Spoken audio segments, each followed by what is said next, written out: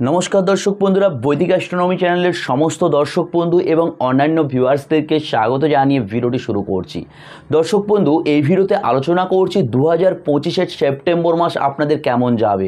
আমি প্রত্যেকটি রাশি ধরে আপনাদের সামনে আলোচনা করে থাকি। যদি আপনারা ভিডিওগুলি না দেখে থাকেন বা আমার চ্যানেলে যদি আপনারা নতুন হয়ে থাকেন তাহলে অবশ্যই আমার এই চ্যানেলটিকে সাবস্ক্রাইব করে রাখুন, যাতে আপনাদের পাশে কিন্তু অনেক ভিডিও সমাগমের মধ্যে আমার ভিডিওটি আপনাদের কাছে চলে আসে। দর্শক বন্ধু এই মাসের যদি আমি গোচরটি ধরি তাহলে গোচরটি দেখতে পাবেন আপনাদের কিন্তু মিথুন রাশিতে বসে আছে বৃহস্পতি এবং আপনার শুক্র বসে আছে কর্কট রাশিতে এবং আপনার হচ্ছে সিংহ রাশিতে বসে আছে রবি, কেতু এবং বুধ এবং আপনার কন্যা রাশিতে বসে আছে মঙ্গল এবং আপনার হচ্ছে রাহু বসে আছে কিন্তু আপনার কুম্ভ রাশিতে, শনি বক্রী হয়ে বসে আছে কিন্তু আপনার মীন রাশিতে। এবার আপনারা যদি 18 তারিখের গোচর ধরেন তাহলে কিন্তু বৃহস্পতি বসে আছে আপনার মিথুন রাশিতে এবং আপনার হচ্ছে শুক্র কেতু বসে আছে সিংহ রাশিতে এবং রবি ও বুধ বসে আছে কিন্তু আপনার হচ্ছে গিয়ে কন্যা রাশিতে। মঙ্গল আপনার হচ্ছে ট্রানজিট হয়ে বসে থাকছে কিন্তু তুলা রাশিতে এবং রাহু এবং শনি যেমন বসেছিলেন কুম্ভ রাশি এবং মীন রাশিতে তেমনই কিন্তু বসে আছে। 30 তারিখের গোচর কিন্তু আপনাদের সামনে একটা হরস্কোপ আমি প্রোভাইড করছি, আপনারা দেখে নেন।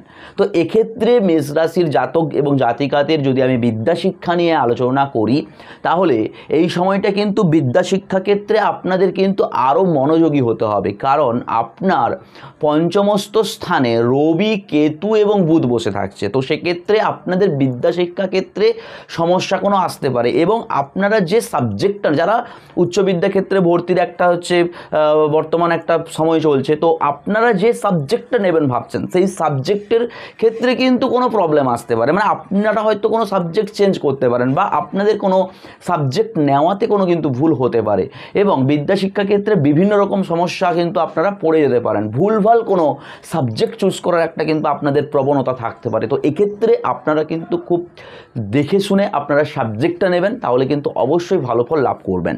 যারা ম্যানেজমেন্ট নিয়ে যারা বিদ্যা শিক্ষা করবেন ভাবছেন তাদের কিন্তু এই সময়টা ভালো আমি দেখতে পাচ্ছি। যারা আইনি বিষয়ের সাথে কোনো বিদ্যা শিক্ষা করবেন ভাবছেন তাদেরও কিন্তু আমি এই সময়টা ভালো দেখতে পাচ্ছি। তবে ছোট ছোট ছেলে মেয়েদের বিদ্যা শিক্ষা ক্ষেত্রে সমস্যা, ঝামেলা ইত্যাদি কিন্তু দেখা দিতে পারে। যারা কোনো হচ্ছে ডিজাইনমূলক কোনো সফটওয়্যার রিলেটেড কোনো কিন্তু হচ্ছে সিভিল জাতীয় কোনো কিছু বিদ্যা শিক্ষার সাথে যারা মানে যুক্ত হবেন ভাবছেন বা বিদ্যা শিক্ষা করবেন ভাবছেন তাদের কিন্তু এই সময়টা একটু সমস্যার মধ্যে কিন্তু পড়তে হতে পারে দর্শক বন্ধু। এবং যারা গবেষণামূলক বিদ্যা শিক্ষার সাথে যুক্ত আছেন তাদের কিন্তু এই সময়টা আমি ভালো দেখতে পাচ্ছি দর্শক বন্ধু। এবার চলে আসছি কর্মজীবন নিয়ে।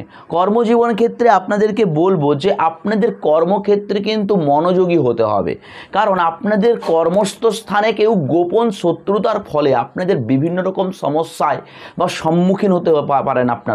আপনাদের যে কর্মচারী আছে, আপনি যাদেরকে নিয়ে আপনার ব্যবসাটি চালাচ্ছেন, তারা কিন্তু আপনার সাথে গোপনে শত্রুতা করতে পারে, যার কারণে আপনারা কিন্তু বিভিন্ন রকম প্রবলেমে পড়ে যেতে পারেন দর্শক বন্ধু। আপনার গোপন শত্রুতার ফলে আপনার ব্যবসা স্থলে কিন্তু বিভিন্ন রকম সমস্যায় পড়ে যাওয়ার সম্ভাবনা কিন্তু থাকছে এবং কোনো কাজ যেটা খুব তাড়াতাড়ি হয়ে যাওয়ার কথা ছিল সেটা কিন্তু দেরিতে হওয়ার একটা সম্ভাবনা থাকছে। এবং তার সাথে কি আপনারা কিন্তু যে কাজটি ভাবছেন যে খুব তাড়াতাড়ি আপনারা করে ফেলবেন বা ওই কাজটা খুব মানে সামান্য একটু কাজ খুব তাড়াতাড়ি হয়ে যাওয়ার কথা, সেটা কিন্তু দেরিতে হতে পারে দর্শক বন্ধু। এবং দর্শক বন্ধু আপনারা আরও একটা জিনিস দেখবেন যে আপনারা যে কাজের সাথে মানে যারা কাজের জন্য বসেছিলেন, সরকারি চাকরি হোক বা বড় কোনো মাল্টি ন্যাশনাল কোম্পানি, তো সেক্ষেত্রে আপনাদের একটা চাকরি পাওয়ার একটা সম্ভাবনা বা সুযোগ থাকছে। তবে আপনাদের মাথা গরম করলে চলবে না। আপনারা মাথা গরম করে যদি কোনো কাজ করতে যান তাহলে কিন্তু কোনো বিপদ আপদে পড়ে যেতে পারেন দর্শক বন্ধু। আপনাদের ধৈর্য ধরে কাজটা করতে হবে, তাহলে কিন্তু আপনারা বিভিন্ন রকম কর্মক্ষেত্রে সুযোগ সুবিধা পাবেন। যারা ঠিকাদারি ব্যবসার সাথে যুক্ত আছেন তাদের কিন্তু এই সময়টা আমি ভালো দেখতে পাচ্ছি, তারা কিন্তু এই সময়টা ভালো একটা জায়গায় যেতে পারে। তবে আপনাদের হচ্ছে শনির 7.5 চলছে, তো সেক্ষেত্রে কোনো বড় ইনভেস্টমেন্টে যাবেন না। আপনারা বড় ইনভেস্টমেন্টে এই সপ্তাহটা আপাতত বাদ দিয়ে আপনারা যে কোনো কাজ করুন, অবশ্যই কিন্তু সফলতা পাবেন দর্শক বন্ধু।